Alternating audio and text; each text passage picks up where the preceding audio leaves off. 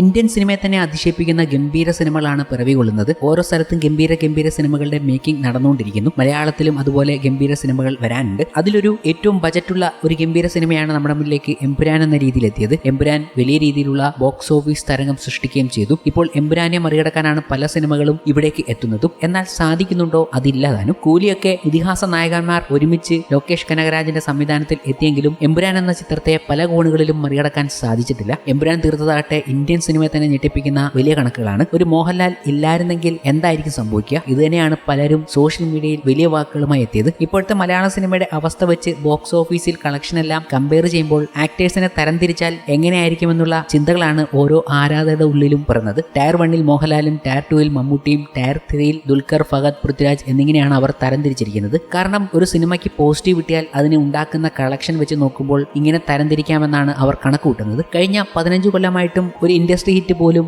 പലർക്കും ഇവിടെ ഉണ്ടാക്കാൻ കഴിഞ്ഞിട്ടില്ല. അതുകൊണ്ട് തന്നെയാണ് അവർ ഈ ടയർ 1, 2, 3 കണക്കുകളൊക്കെ പറഞ്ഞുകൊണ്ട് എത്തുന്നതും. അതുകൊണ്ട് പല സംശയങ്ങളും ഉടലെടുക്കുന്നുണ്ട്. ഇങ്ങനെ തന്നെ വേണോ എന്ന രീതിയിൽ. മറുനാടൻ ആക്ടേഴ്സ് വന്ന് കേരളത്തിലിടുന്ന റെക്കോർഡ് പോലും തകർക്കാൻ ലാലേട്ടനൊഴികെ വേറൊരു നടനും പറ്റുന്നില്ല താനും. ഫസ്റ്റ് ഡേ റെക്കോർഡ് പ്രകാരം 1 എമ്പുരാനും 2 ലിയോയും 3 ഒടിയൻ 4 KGF 2 എന്നിങ്ങനെ പോകുന്നുണ്ട്. 6ഉം 7ഉം കോടി നേടിയ ഒടിയനെ പോലും ഇത്രയും കാലമായിട്ടും മലയാളം ആക്ടേഴ്സ് ആരും മറികടന്നിട്ടില്ല എന്നതാണ് മറ്റൊരു വിരോധാഭാസം. മലയാളത്തിൽ മോഹൻലാൽ ഇട്ട റെക്കോർഡുകൾ പോലും മറികടന്നിട്ടില്ല. എന്നാൽ മോഹൻലാലിന്റെ പല റെക്കോർഡുകളും അന്യഭാഷയിൽ നിന്നും വന്നവർ മറികടന്നിട്ടുണ്ട്. അവരെ മറികടന്നത് മോഹൻലാൽ മാത്രമാണ്. മോഹൻലാൽ കൂടി ഇല്ലെങ്കിൽ റെക്കോർഡ് ഫുള്ളും വല്ല അന്യഭാഷാ നടന്മാരുടെയും കയ്യിലിരുന്നേനെ എന്നത് വാസ്തവം തന്നെയാണ്. ഈ കാര്യങ്ങൾ പറഞ്ഞുകൊണ്ടാണ് അവർ ഈ ടയർ 1, 2, 3 കാര്യങ്ങളൊക്കെ എടുത്തിട്ടിരിക്കുന്നത്. ഇതുപോലെ പല റെക്കോർഡുകളും തീർക്കാൻ പല സിനിമകളും അണിയറയിൽ ഒരുങ്ങിക്കൊണ്ടിരിക്കുകയാണ്. ഇപ്പോൾ ലോകേഷ് കനകരാജിന്റെ കൂലി എത്തിയെങ്കിൽ ഇനി സാക്ഷാൽ രാജമൗലി ഒരു ഗംഭീര വരവ് വരാൻ പോവുകയാണ്. ചിലപ്പോൾ ഈ പറഞ്ഞ പല സംഭവങ്ങളെയും മാറ്റിമറിക്കാനുള്ള കാര്യങ്ങൾ. ഇതുകൂടാതെ പല വമ്പൻ സിനിമകളും അണിയറയിൽ ഒരുങ്ങുന്നുണ്ട്. അതിന്റെ ഓരോ കണക്കുകൾ എടുത്താൽ രാമായണവും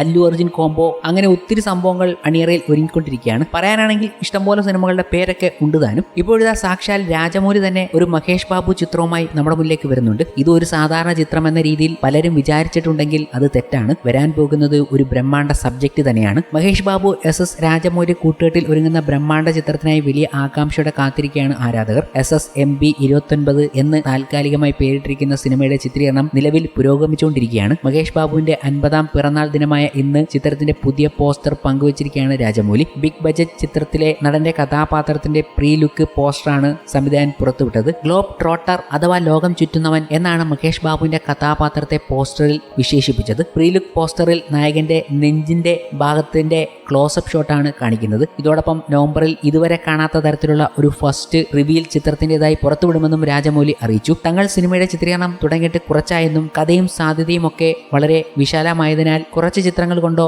വാർത്താ സമ്മേളനം കൊണ്ടോ ഒന്നും അതേക്കുറിച്ച് തൃപ്തികരമായി പറയാനാവില്ലെന്നും രാജമൗലി കുറിച്ചു. ചിത്രത്തിന്റെ ആഴവും സത്തുമൊക്കെ പങ്കുവെക്കുന്ന സൃഷ്ടിയുടെ ലോകത്തെക്കുറിച്ച് പറയുന്ന ഒന്നിനു വേണ്ടിയുള്ള ഒരുക്കത്തിലാണ് ഞങ്ങൾ. അത് 2025 നവംബറിൽ പുറത്തെത്തും. അത് ഇതുവരെ കാണാത്ത തരത്തിലുള്ള ഒരു റിവീൽ ആയിരിക്കുമെന്നും രാജമൗലി കുറിച്ചു. അതേസമയം SSMB 29 പ്രേക്ഷകർ നൽകിയ സ്നേഹത്തിന് രാജമൗലി നന്ദി പറഞ്ഞു. രാജമൗലി ചിത്രത്തിൽ മഹേഷ് ബാബുവിന്റെ വില്ലനായി പൃഥ്വിരാജ് സുകുമാരനാണ് വേഷമിടുന്നത്. പ്രിയങ്ക ചോപ്ര ചിത്രത്തിൽ നായികയായി എത്തും. ദുർഗ ആർട്സിന്റെ ബാനറിൽ പ്രശസ്ത നിർമ്മാതാവ് KL നാരായണൻ ഒരുക്കുന്ന ഈ ബിഗ് എന്റർടൈൻമെന്റ് 1000 കോടി ബജറ്റിലാണ് ഒരുങ്ങുന്നത്. ഓസ്കാർ ജേതാവായ സംഗീത സംവിധായകൻ MM കീരവാണിയാണ് ബ്രഹ്മാണ്ഡ ചിത്രത്തിന് സംഗീതം നൽകുന്നത്. ഇതൊരു ഭാഗത്ത് നിൽക്കുമ്പോഴും ഒരു ട്രഷർ ഹണ്ടർ പോലത്തെ ക്യാരക്ടർ എന്നൊക്കെയാണ് പല രീതിയിൽ മഹേഷ് ബാബുവിന്റെ ഈ സിനിമയിലെ ക്യാരക്ടറിനെ വിശേഷിപ്പിക്കുന്നത്. എന്നാൽ വരാൻ പോകുന്ന സിനിമയിലെ മഹേഷ് ബാബു കഥാപാത്രം അത്രയ്ക്ക് ചെറുതൊന്നുമല്ല. ഇപ്പോൾ താൽക്കാലികമായി വർക്കിംഗ് ടൈറ്റിലായി SSMB 29 ഉപയോഗിച്ചിരിക്കുന്നത് ജെൻ 63 എന്ന രീതിയിലാണ്. ഈ ജെൻ 63 എന്താണെന്നുള്ള ഒരു കാര്യമാണ് ഇപ്പോൾ ചില റിപ്പോർട്ടുകളിൽ പൊങ്ങി വന്നിരിക്കുന്നത്. ഒരു ഇതിഹാസത്തിന്റെ രക്തബന്ധത്തിന്റെ 63ാമത് തലമുറയാണ് ഇതുകൊണ്ട് ഉദ്ദേശിക്കുന്നത്. 63ാമത്തെ തലമുറ ആ പിൻഗാമിയാണ് ജെൻ 63 എന്ന് വിശേഷിപ്പിക്കുന്നത്. ഈ ജെൻ 63 എത്തുന്നത് മഹേഷ് ബാബുവിന്റെ വേഷത്തിലുള്ള കഥാപാത്രമാണ്. മഹേഷ് ബാബുവിന്റെ റോള് ഈ ചിത്രത്തിൽ വരുന്നത് ഇങ്ങനെയാകും. രാമായണ സ്റ്റോറിയുമായി ബ്ലെൻഡ് ചെയ്താണ് ഈ ചിത്രത്തിലെ കഥ പറയാൻ പോകുന്നത്. ഇതിന്റെ രാമായണ ഇൻസ്പിറേഷൻ തീമാണ് ഈ ചിത്രത്തിനായി ഉപയോഗിച്ചിരിക്കുന്നത്. അതുകൂടാതെ ഈ ചിത്രത്തിൽ റിച്ചായ സയൻസ് ഫിക്ഷൻ എലമെന്റ് വരാൻ പോകുന്നുണ്ട്. കാലാതീതവും സ്പിരിച്വലുമായ കണക്ഷനൊക്കെ ചിത്രത്തിൽ പറയുന്നു. കാശിയുടെ ബാക്ക്ഡ്രോപ്പിലാണ് ഈ ചിത്രത്തിന്റെ കഥ വികസിക്കുന്നത്. അങ്ങനെ വെറും ഒരു സംഭവമല്ല രാജമൗലി മുകേഷ് ബാബുവിനെ വെച്ച് ഒരുക്കാൻ പോകുന്നത്. ഇതിലൂടെ ശരിക്കും കപ്പടിക്കാൻ പോകുന്നത് പൃഥ്വിരാജ് തന്നെയായിരിക്കും. ഒരു ഗംഭീര സബ്ജക്റ്റ് ആണ് പൃഥ്വിരാജിലേക്ക് വന്നിരിക്കുന്നത്. മഹേഷ് ബാബു നായകനാകുന്ന രാജമൗലി ചിത്രത്തിൽ മെയിൻ വില്ലനായി പൃഥ്വിരാജ് എത്തുകയാണെങ്കിൽ അതൊരു ഗംഭീര സംഭവമാവും. കൂടാതെ ഇങ്ങനെ ഒരു സബ്ജക്റ്റും അതുതന്നെയാണ് ഇങ്ങനെയാണ് ചിത്രത്തെക്കുറിച്ച് രാജമൗലി ഇപ്പോൾ പറഞ്ഞിരിക്കുന്നതും.